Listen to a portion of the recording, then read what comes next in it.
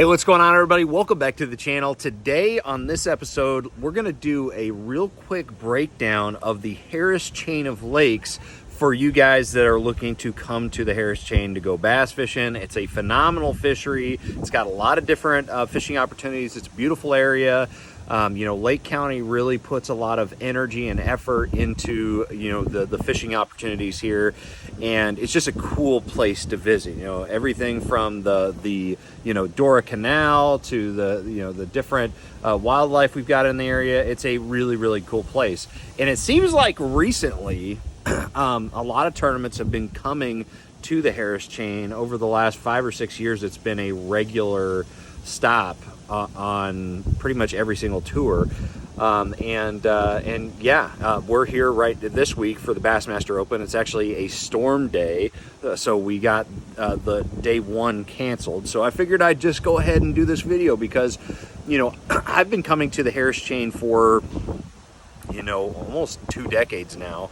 And so over the years, I've kind of learned where all the good launch ramps are, all the good tackle shops are, places to stay, just kind of, also the locks and all that. So I wanted to kind of, talk more about the logistics of planning a trip to the Harris chain. So if it's your first time, or if you've only been here once or twice and you still don't know a whole lot about the area, that's what I wanted to focus on in this video. So we're not going to be talking about fishing. We're going to be talking about, what launches you want to look at, what areas you might want to stay in, the locking, situation here, and all of that. So let's get started. So what we're going to do here is we're going to go on my Navionics mobile app, and we're going to check it out from here.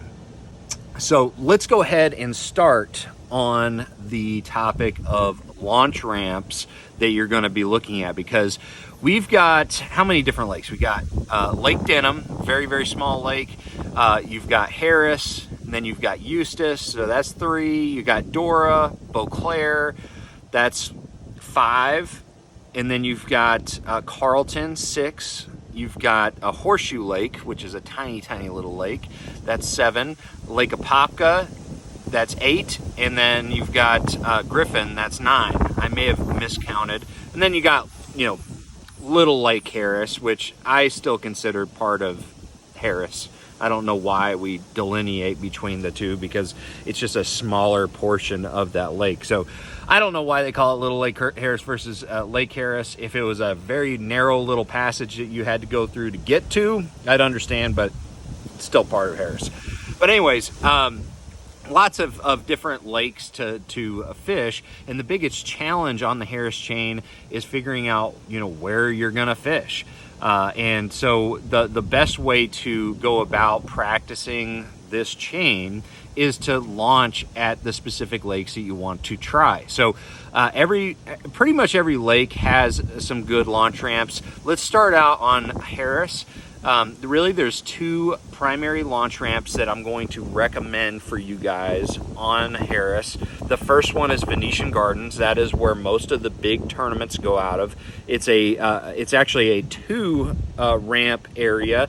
You've got a ramp on the north side, which is smaller. It's actually got more ramps but less parking on the north side here. There's also this really cool restaurant over here on the side that we went to yesterday. It's right on the water. It's pretty cool. It's brand new, but that's really nice. But then you've got the ramp that's across over here. This is usually the area where they hold the weigh-ins for most of these tournaments. And there's a 2 boat ramp over here, but plentiful parking because they make all of the grass area available for trailer parking. So the majority of tournament anglers are going to launch over there and be able to park because there's so much parking. But a lot of anglers will park on the other side of Venetian and then idle over. And that's actually a good point. Now that I'm talking about it, there's actually a 3rd ramp that's actually really good. And if you're going out of a tournament of Venetian, there's one right on, I believe I think it's 19 is the is the road. Let me see if I can find, I think it's 19, but right here, there is a ramp right off the highway that is a really good ramp. It's only, you know, for about two boats at a time, but it's got a decent amount of parking. It's very accessible, easy to get to, and you can just make that quick run to Venetian Gardens in the morning in the dark. Really not a whole lot to hit other than alligators and other boats, so just keep an eye out for both of those. But a lot of times if we're going out of Venetian, I will launch at that ramp right off the freeway and head over there. Very, very quick. The other launch ramp is on the other side of the lake, and it is called Hickory Point. Hickory Point is another really big launch ramp facility. It's got a ton of parking. I don't know why more tournaments don't go out of Hickory Point, but it is a great ramp facility. I think there's 8 different ramps, and so it's a really good one to choose if you're going to Harris or you're going to be fishing Little Lake Harris. That's a really good one to use. And to my knowledge, none of these ramps that I'm going to be talking about have a ramp fee. So none of them charge to launch there. I may be incorrect, but I haven't paid a ramp fee because I haven't seen a sign for a ramp. I think Hickory Point at one point had a ramp fee, but I don't think it does anymore. But don't quote me on that. Pay attention to the signage, and I may be totally incorrect there, and I might have to pay back ramp fees because of that statement. But anyways, those are the 3 ramps, or I guess technically 4, because Venetian Gardens has 2, and then we added the one off of 19 there, and then you've got the one right, you know, then you got Hickory Point, and I hope that's 19. You know, I'm gonna check that real quick before we go further, just to make sure. Hold on one second. All right, guys, so it's been a while since I lived here. I'm glad that I checked because I was giving you the incorrect information. 19, as soon as I looked at Hickory Point, I looked at the bridge there, I knew that I was wrong, because 19 is actually where Hickory Point is accessed through. 27 is where that one that I don't know the name of the ramp, but is you know, that one south of Venetian Gardens that is a good one to use for, you know, a big tournament where, you know, Venetian Gardens 2 ramps are going to be full. All right, so those are the 4 ramps that I use on the Lake Harris. Okay, so if I'm going to be fishing Little Lake Harris or Harris, that's the one I'm going to, or Denham, Lake Denham, which I never fish. I really haven't heard of anybody doing well on Denham. That doesn't mean that you can't do well there. Just I haven't heard much about that one, which it may be a well-kept secret. But those are the ramps I use on Harris. As far as Eustis, there is a really, really good one. I think it's called Buzzards Beach, and that is on the south side here between the Dead River and Haynes Creek, and we're going to be talking about those passages in a little bit, because I think that if you're going to be talking about logistics of the Harris chain, you need to be talking about the little no wake zones and all that, and how do you get from one lake to the next. So Buzzards Beach, really, really good place to launch.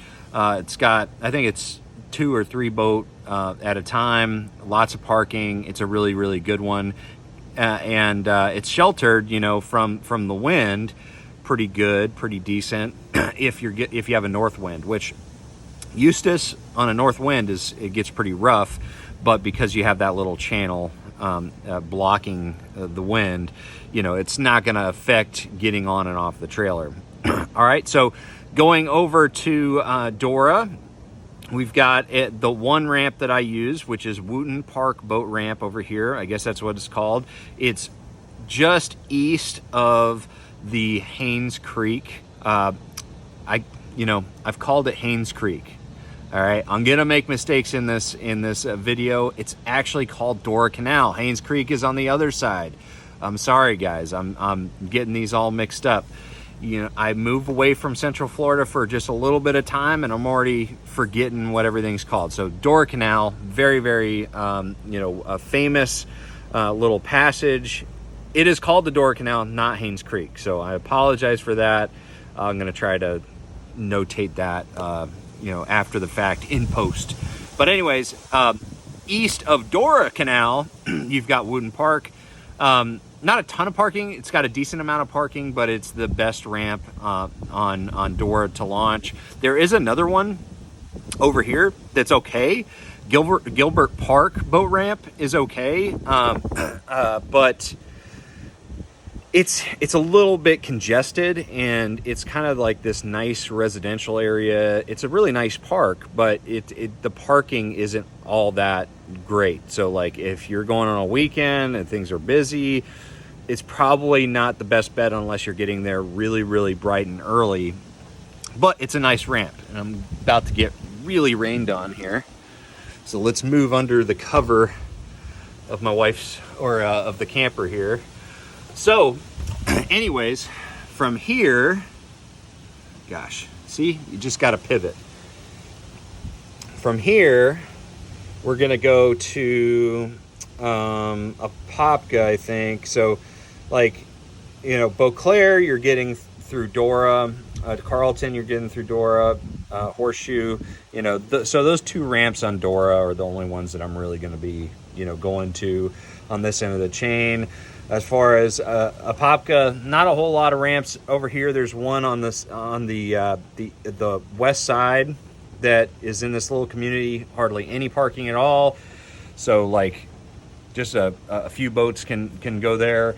There's a nice little park over here. I forgot what it's called, but it's in the canal system. It's on this one little offshoot canal that you know, that goes to the AB canal, the Apopka Beauclair canal. That one's pretty good, and it's really the best option on Apopka specifically. But it's a little bit tight. It's safe to my knowledge, but it's a little bit tight, and it's a one ramp or one boat ramp. So not a ton of options here. Now it's really gonna start blowing. This is why we're not fishing out here today. All right, so let's go to Lake Griffin. Let's not forget about Griffin. Griffin is a very popular lake on the chain. If you're looking for one of the lakes to just go out there, have fun, catch a bunch of fish, Griffin undoubtedly is probably the one that you're going to want to go to, because it seems to have the largest population of fish. Now, that doesn't necessarily mean it's the largest population of quality fish, but it's the largest population of fish on the chain, as far as I'm concerned. But there's really one ramp that I go to on Apopka. There's a state park that has a ramp, but the ramp that I use is this one right here. I forget the name of it. Hurling Park boat ramp. Okay, it's right off of this freeway down here. It's like, you know, as the crow flies, it's right across from Venetian Gardens apparently, but it's right off the freeway here. The thing about this ramp is that it gets really, really congested. If you're going to go to launch at Griffin and you're going to this park, get there early is all I'm trying to say, because it will get so congested that people will be, you know, there will be a line onto the freeway there, and you don't want to be sitting on the freeway, you know, waiting to get in. So that, you know, a lot of guys are able to park on the grass a little bit, but you know, there's probably only like 20 designated parking spots, and then guys start getting creative. But my suggestion is get there early. It's a good ramp, but get there early. All right. So that pretty much covers all of the different launch ramps that I focus on. Let's talk about the locking situation on the Harris chain. Really, for the Harris chain proper, there are two different locks that you need to worry about. There is one on Haynes Creek. I'm getting it right now. There's one on Haynes Creek, which is right here. Okay. This lock is going to probably lock through, I don't know, probably 8 boats, I think is the number. So you can get 8 boats in this lock. So it's the larger of the 2 locks on the system. Because of the amount of anglers that go to Griffin, you're probably going to see quite a bit of traffic in this area. So, you know, I've seen as many as, 100 guys go to Griffin, in a tournament. So like half the field goes to Griffin just because of the number of fish. And so, plan on being there for a bit and just try to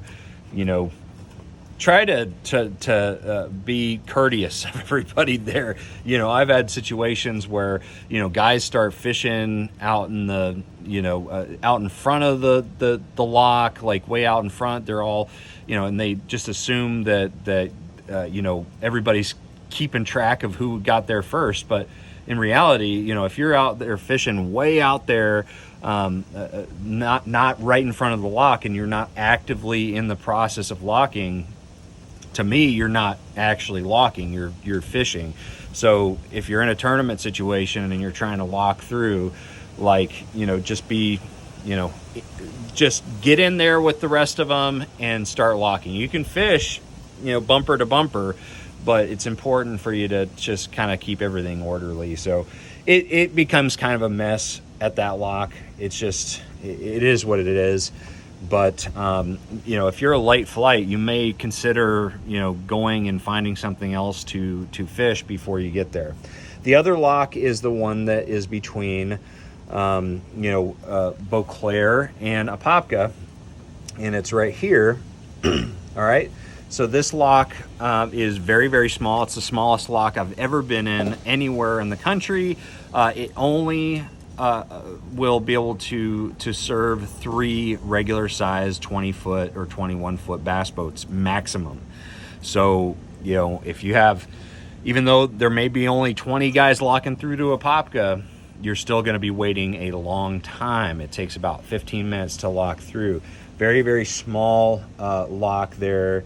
But, it's fairly quick once you get in. Let's move back over to the boat now that it's stopped raining for the moment. So those are the 2 locks. Just keep in mind that from what I understand, if there is any lightning, so if you have a thunderstorm, they will shut down the locks. That is what I've been told. I don't know if that is completely factual, but that's what I've been told. So just be aware that could be something that happens. So if you have a tournament and you have a storm come through and lightning starts popping around you, you may not be able to lock back through. So just keep that in mind. All right, so let's talk about the no-wake passages, or the passages that you have on the Harris chain. That is one of the things that the Harris chain is known for, is the time-sucking quality of having all these different passages or creeks that you have to go through at, no wake speed. So idle only. So the first one is the Dead River. Most of the tournaments are going to be launching out of Harris. And so if you're going to any of the other lakes, you're pretty much guaranteed to have to go through the Dead River. Dead River is all no wake from mouth to mouth, and it's about a 10-minute idle. Okay. So it's one of the shortest idles, but it's still a decent idle. If you're going over to Dora, you've got the Dora Canal. Beautiful, beautiful idle. You've got gorgeous, just massive, cypress trees.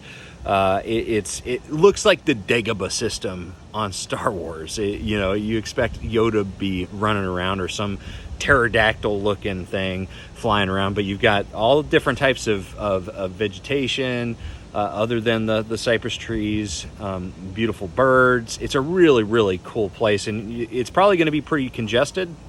There's a lot of sightseeing tours that go through the Dora Canal and that sort of thing. So just beware of other boaters in that area. But it's no wake as well. From mouth to mouth, it is no wake. So it's about a 15 to 20 minute idle down the Dora Canal. I would suggest, you know, if you're not dead center in the canal, it's a safe place to idle, but I have hit cypress stumps in the past, so just kind of trim up if you're having to hug the sides. Other no wake areas, you've got the little passage between Dora and Beauclair.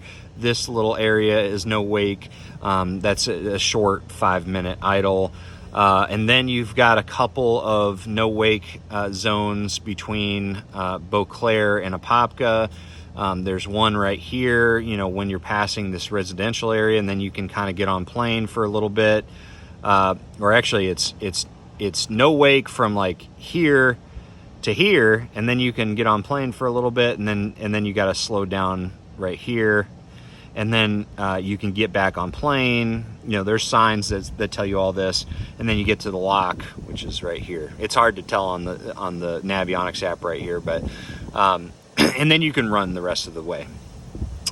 As far as Haynes Creek, finally getting them all right. Haynes Creek, you can stay on plane until about right here, and then you've got an idle here, and then you've got another, you know, stretch where you can run, and then you got an idle before you get to the lock. And then after the lock, there's a short idle immediately after, and then you can be on plane the whole way. Just be very, very cautious of other oncoming traffic. It can get a little congested, and you just need to be safe. Now, these areas back here are all no wake. These are the marshes. These used to be closed off from the Harris chain, but then they opened them up, you know, probably 20 years ago or something like that. So you got this one, and then this one on the Yale Canal. Those are both no wake areas as well. So just be cognizant of all these no wake areas, and just kind of factor them into the timing of your day, because they are a huge factor on the Harris chain. Outside of that, really, let's talk about tackle shops. You know, you're gonna have to gear up at some point. Tackle shops there's plentiful tackle shops around here, but the best one, and it's not just because I work with them, but they just legitimately are the largest tackle shop in the area, is 44 Tackle, and they are over in Inverness, Florida. So about a 45-minute drive from, you know, Lake Harris, but it's well worth the trip. They've got a huge selection of pretty much everything that you could possibly need, and so if you're looking to stock up, they're a really good one to go to. But there are some other satellite tackle shops around the Harris chain. So if it's like something that, you know, everybody has, you can find it at some of these other tackle shops. But if it's something that you really need, and it's not as easy to find, 44 Tackle likely has it, and you can visit their website and see what they've got as well, because they've got a great online presence. But other than that, you know, lodging is pretty plentiful. You know, you got lots of hotels, you got lots of Airbnbs. I've stayed at campgrounds like this one right here. This is the Holiday RV Village. Now, it's a good residential campground, but they usually seem to have good availability. I'm gonna move this out of the rain again. Good availability, even in the heat of the season, for, you know, getting a campsite for like my truck camp or like a fifth wheel or something like that. So if you're looking for an RV resort that has full hookups, Holiday RV Village has always been a good choice for me. You also got the state parks, you got some other smaller campgrounds. So there's usually plentiful options. But the thing about Florida is, if you're here, I would say probably November through like March or April, you better get your reservations in really, really early. That's why I've stayed here at Holiday RV Village, is because they seem to always have a spot. Maybe I'm just getting lucky, but it's a rarity, you know, because all the other places are absolutely booked during the heat of the season, which is usually the slow period for everybody else, is when Florida is starting to get hot. But anyways, guys, just wanted to kind of break down the Harris chain here in Lake County. Hopefully this video helps you. It's a very unique body of water or bodies of water because there's so many lakes in the chain, and it poses a lot of challenges, but also a lot of opportunities for fishermen. And because I've been here for a long time and I've kind of come up with my system for how I like to approach this place as far as where I launch and all those things, I just wanted to share it with you. So if you have any questions about the Harris chain, let me know in the comment section below. And if you want to see more videos like this on lakes that you may go to, that I've gone to as well, I'd be happy to do logistical videos just like this on a body of water that you're interested in. So anyways, guys, thank you for watching. Make sure you like, share, subscribe. If you're going to the Harris chain, enjoy your trip. And other than that, make sure you trust the process. I'm going to see you out on the water.